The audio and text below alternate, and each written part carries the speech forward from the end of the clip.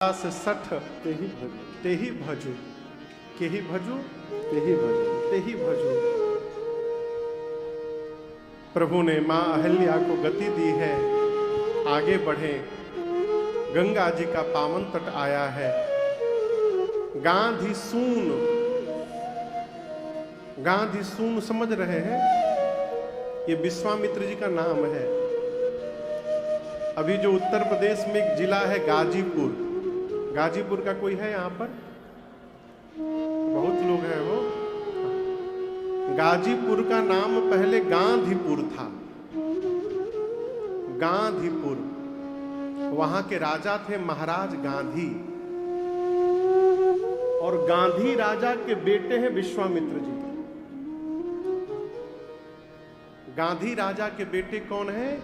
श्री विश्वामित्र जी। इसलिए इनका नाम है गांधी तनय गांधी सून। तो विश्वामित्र जी ने राम जी को गंगा जी के अवतरण की पूरी कथा सुनाई। गांधी सून सब कथा सुनाई। कौन सी कथा? जेही प्रकार सुरसरी मही आई। गंगा देवलोक से धरती पर कैसे आई, गंगा जी के प्राकट्य की कथा विश्वामित्र जी ने राम जी को सुनाई। कौन राम जी को? तो जिन राम जी के पांव से गंगा जी प्रकट हुई हैं, उन्हीं राम जी को गंगा जी के प्रकट की कथा सुनाई जा रही है। अपने गांव की भाषा में कहें तो नानी के आगे ननियौरा के बखान।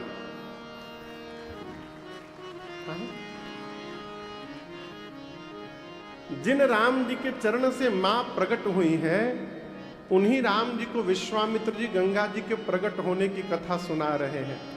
राम जी सुन रहे हैं। ये प्रसंग कह रहा है, हम कितने भी बड़े ज्ञानी क्यों न हो, जब हमारा श्रेष्ठ कोई बात कहे तो उसको ऐसे सुनना चाहिए जैसे जीवन में आज पहली बार सुनने का अवसर मिला हो। ये राम जी का चरित्र है। भगवान पूरी कथा सुने। उसके बाद मुनियों के साथ राम जी ने स्नान किया है। स्नान भया। स्नान के बाद भगवान ने कुछ दान पुण्य का संकल्प लिया और फिर विश्वामित्र जी के साथ आगे बढ़े। भगवान चले और शीघ्र जनकपुर में भगवान प्रवेश करते हैं। आइए एक बार भाव श्रद्धा के साथ बोलिए मिथिला धाम की जय। मिथिला का कोई है यहाँ? अच्छा, मिथिला के भी लोग हैं। बहुत बढ़िया, खूब सुंदर, खूब सुंदर। भगवान मिथिला में प्रवेश करें। आइए मिथिला के स्वरूप का दर्शन करते हैं। बाबा कहते हैं, पुर रम्यता राम जप देखी, पुर रम्यता राम जप देखी, हर से अनुज समेत विसेखी, हर से अनुज समेत विसेखी, बरन बरन बिकसे बन जाता, बरन बरन बिकसे बन जाता, त्रिविध समीर सदा सदा सुखदाता, त्रिविध समीर सदा सुखदाता, पुर नर नारी सुभग सुचि संता, पुर नर नारी सुभग सुचि संता, धर्मशील ज्ञानी गुणवंता, धर्मशील ज्ञानी गुणवंता, धर्मशील ज्ञानी गुणवंता। गोस्वामी तुलसीदास जी कहते हैं, भगवान शीघ्र मिथिलापुरी में प्रवेश करते हैं। मिथिला की दिव्यता का दर्शन हुआ। एक सुंदर आम के बगीचे को देख करके श्री विश्वामित्र जी ने राम जी से कहा कि राम यहीं रहा जाए। कौशिक कहे मोर मन माना, यहां रही रघुबीर सुजाना। राम जी बोले जो आज्ञा गुरुदेव। आम के बगीचे में रुक गए। कहां रुक गए? आम के बगीचे। यदि आपको कोई अपने घर किसी उत्सव में बुलावे भैया, तो आप बगीचे में जाकर रुकिएगा कि उसके घर जाइएगा? बोलिए। तो विश्वामित्र जी बगीचे में काहे रुक गए? विश्वामित्र जी जानते हैं कि निमंत्रण केवल मेरा है, राम जी का निमंत्रण नहीं है। और राम कोई सामान्य बालक होते तो मैं लेके चला जाता। ये चक्रवर्ती सम्राट के पुत्र हैं। यदि बिना बुलाए राम उस सभा में पहुंच जाएं तो ये राम नहीं, महाराज की मर्यादा के विरुद्ध व्यवहार होगा। तो विश्वामित्र जी सोचे आम के बगीचे में रुकूंगा, जनक जी आएंगे तो परिचय कराऊंगा, और यदि जनक जी कहेंगे कि इनको ले करके चलिए राजमहल में, तब राम जी को ले करके जाऊंगा, नहीं कहेंगे तो यहीं रुक जाऊंगा। आम के बगीचे में रुक गए। सूचना मिली किसको? जनक जी। क्या सूचना मिली? विश्वामित्र महामुनि आए, विश्वामित्र महामुनि आए, समाचार मिथिलापति पाए, समाचार मिथिलापति पाए, समाचार मिथिलापति पाए। जैसे विश्वामित्र जी के आने की सूचना श्री जनक जी महाराज को प्राप्त हुई, जनक जी दौड़ पड़े बगीचे में। और अकेले नहीं गए, पूरा कैबिनेट लेके चले गए, पूरा मंत्रिमंडल। महाराष्ट्र का शीतकालीन सत्र नागपुर में होता है ना, हाँ, विधानसभा का। तो सारे विधायक लोग नागपुर आते होंगे उस समय। उसी प्रकार विश्वामित्र जी आम के बगीचे में पूरा कैबिनेट लेके पहुंच गए। आपन संग सचिव सुचि भूरि भट्ट, भूसुर बर गुर ज्ञाति। साथ में मंत्रिमंडल है पूरा, सारे मंत्री लोग हैं। जय जयकार करने वाले, श्रेष्ठ बिरुदावली गाने वाले भाट हैं। श्रेष्ठ ब्राह्मणों का समाज है। उनके गुरुदेव भगवान सतानंद जी हैं। इतने लोगों को लेकर चले मिलन मुनि नायक, मुदित रावे भान। श्री जनक जी पहुंचे आम के बगीचे में। विश्वामित्र जी को जाकर जनक जी ने दंडवत किया है। विश्वामित्र जी ने उठा करके खूब आशीर्वाद दिया है। दीन असीस मुदित मुनि नाथा। पूरा समाज बैठा हुआ है। विश्वामित्र जी बार बार कुशलता पूछते हैं जनक जी की। और महाराज सब कुशल मंगल है ना? यहाँ पर कुशलता पूछने के बाद विश्वामित्र जी और जनक जी के बीच सत्संग प्रारंभ हो गया। आध्यात्मिक चर्चा प्रारंभ हो गई। और यहां दर्शन करिए, जिस समय जनक जी महाराज आम के बगीचे में आए हैं, उस समय वहां राम लक्ष्मण जी नहीं थे। कहां थे? गोस्वामी जी कहते फुलवारी घूमने चले गए थे।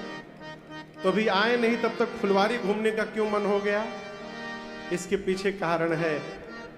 राम जी सोचे यदि जनक जी आएंगे और मैं यदि यहां रहूंगा और कहीं जनक जी ने मुझे देख लिया, तो मुझे देखने के बाद वो गुरु जी को देखने लायक नहीं रहेंगे। वो मेरे में ही फंस के रह जाएंगे, फिर मेरे गुरुदेव का सत्कार, आदर सत्कार कैसे होगा? देखिए, बड़े के साथ जब रहा जाए ना तो छोटा बन के रहा जाए, बड़े के साथ रहकर बड़ा ना बना जाए।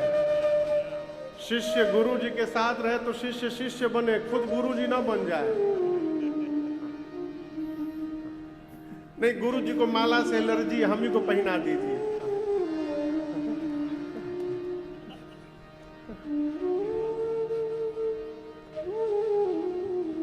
राम जी सोचे कि मेरे गुरुदेव का आदर सत्कार हो जाए, इसलिए अपने को वहां से भगवान लेके चले गए। जनक जी ने आकर आदर किया, सत्कार किया, प्रणाम किया, स्वागत किया है। जब सब कुछ हो गया तब राम जी प्रवेश करते हैं, दोनों भैया राम लक्ष्मण जी। गोस्वामी जी कहते हैं, जैसे राम जी आए आम के बगीचे में, उठे सकल जब रघुपति आए। जैसे राम जी आए, वहां जितनी सभा थी सारे के सारे लोग खड़े हो गए। किसी को कहना नहीं पड़ा खड़े होइए, सब अपने आप खड़े हो गए। क्यों? भगवान की आभा ऐसी है। देखिए, श्रेष्ठ को ये बताना नहीं पड़ता कि वो श्रेष्ठ है। श्रेष्ठ आता है तो उसका औरा बताता है कि कोई बड़ा आया है। आजकल तो ऐसे ऐसे विचित्र प्राणी है, यदि चंद्रपुर से ट्रेन से नागपुर जाना हो आज, तो अपन 4-5 चेला काल ही 10,000 रुपया दे के भेज देते हैं कि चले जाओ, एक बैंड बाजा कर लेना, माला वाला खरीद लेना, और जैसे हम ट्रेन से उतरेंगे बाजा बजा के हमको माला पहना देना। हाँ। खुदे पैसा दे के माला पहनत है। गलत तो नहीं बोल रहे हैं, लेकिन यहां जब राम जी आए सब अपने आप खड़े हो गए। उठे सकल जब रघुपति आए, विश्वामित्र निकट बैठाए। विश्वामित्र जी ने राम जी को अपने बगल में बिठाया, मानो जनक जी को जला रहे हो। जैसे जनक जी ने राम जी को देखा, मन में सोचने लगे, अरे देखे में तनीक लागे, बुझाता देखे में तनीक लागे, ई गोरका बदनवा, लेकिन लुभाला काहे रे, हे संवर के पे मनवा, लुभाला काहे रे, हे संवर के पे मनवा। पूरा नहीं गाएंगे, कभी फिर बाद में सुनाएंगे। जनक जी महाराज, अरे यादें नहीं तो कहां से गाएंगे, इतने यादें बात।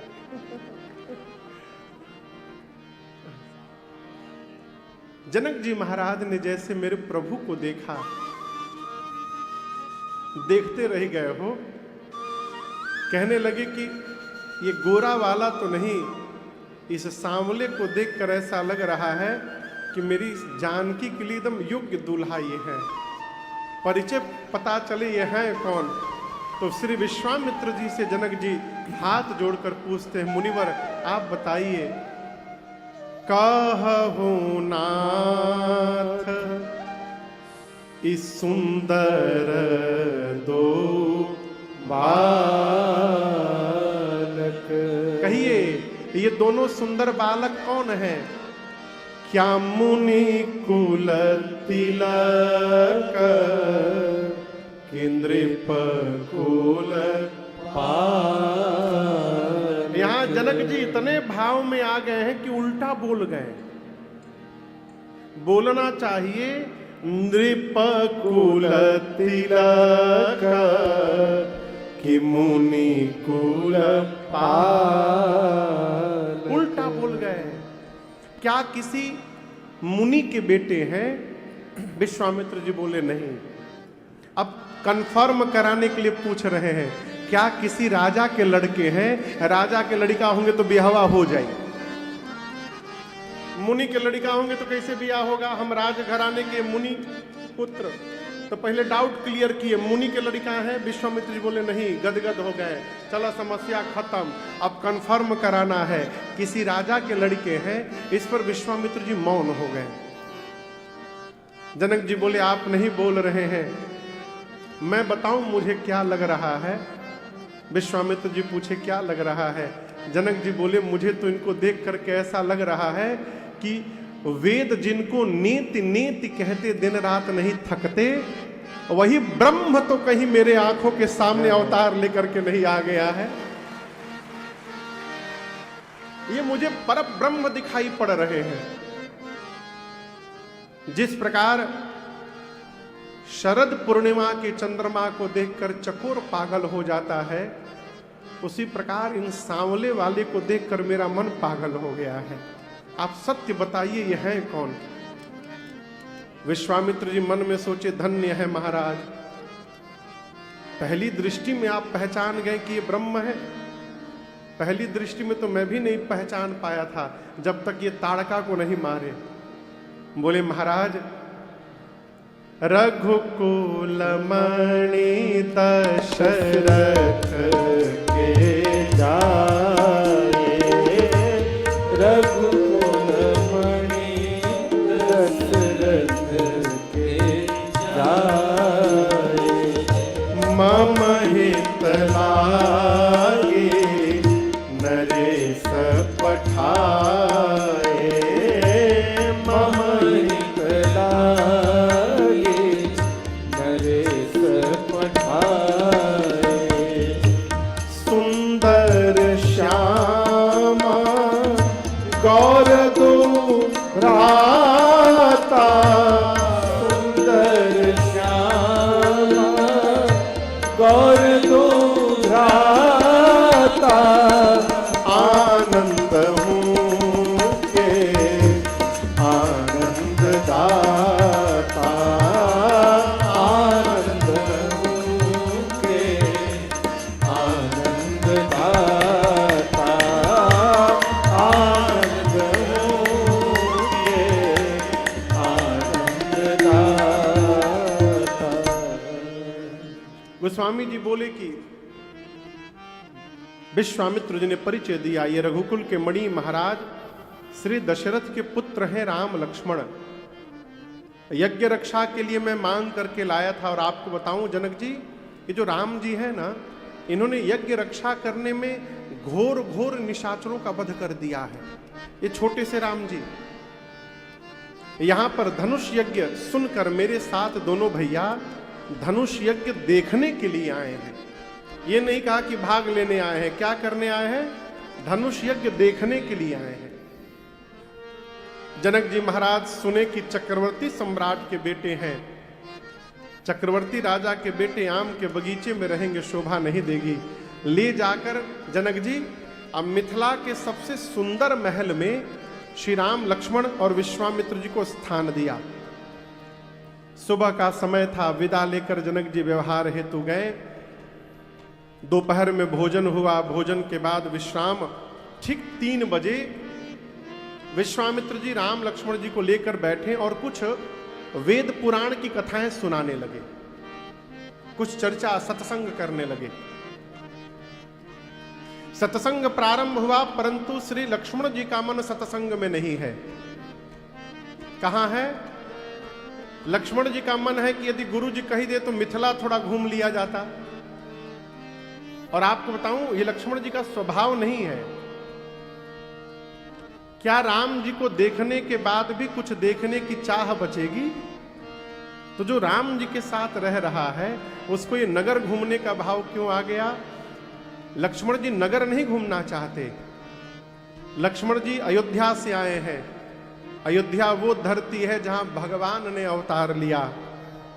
अब लक्ष्मण जी उस धरती को देखना चाहते हैं जहां भगवान की भक्ति ने अवतार लिया है, इसलिए मिथिला देखने का भाव जगा। राम जी ने गुरुदेव से कहा, गुरुदेव नाथ लखनपुर देखन सहाई, परंतु प्रभु सकोच डर प्रगटन कहाई। गुरुदेव भगवान लक्ष्मण जी नगर देखना चाहते हैं, आपके डर और संकोच के कारण बोल नहीं पा रहे हैं। यदि आप मुझे आज्ञा दे गुरुजी, तो मैं लेकर के जाऊंगा और तुरंत नगर दिखा करके ले आऊंगा। नगर दिखाई तुरंत ले आवो। किसने कहा ये? जोर से बोलिए। राम जी ने। अब हम आपसे कहें कि चलिए हम आपको चंद्रपुर घुमाएंगे, तो हम कहाँ घुमाएंगे? हम खाली एक रास्ता जानते हैं, ये पंडाल के पीछे से निकलिए हनुमान जी के मंदिर से, और वहां गली में आगे चले जाइए, आगे जाकर बाएं घूम जाइए, हो गया।